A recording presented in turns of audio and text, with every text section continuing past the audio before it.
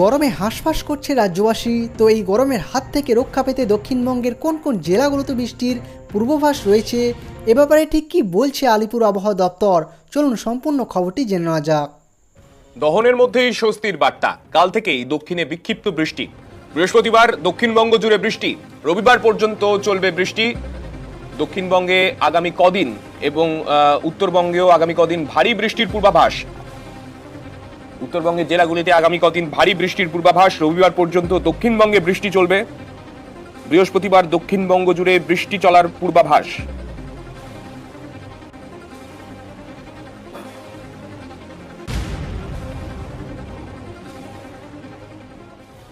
11-12 তারিখে সাউথ বেঙ্গলের সবকটি জেলাতেই প্রায় আইসোলেটেড বৃষ্টিপাতের সম্ভাবনা আছে। আর নর্থ বেঙ্গলে উত্তরের 5টি জেলাতে হোয়াইট স্প্রেড রেনফলের সম্ভাবনা আছে। 13 তারিখে সাউথ বেঙ্গলের ওই একই অবস্থা, হাওড়া, হুগলি, কলকাতা এবং নর্থ 24 পরগনা বাদ দিয়ে বাকি সবকটি জেলাতে আইসোলেটেড রেনফল হওয়ার সম্ভাবনা আছে।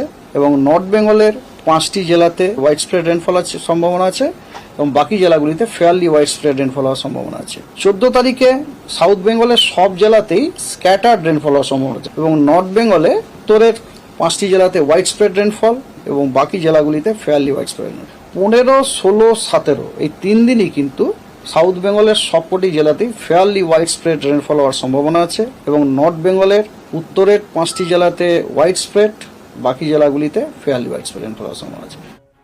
সমস্ত রকম গুরুত্বপূর্ণ শিক্ষণীয় খবরাখবর সবার আগে জানতে অবশ্যই আমাদের চ্যানেলটিকে সাবস্ক্রাইব করে রাখুন।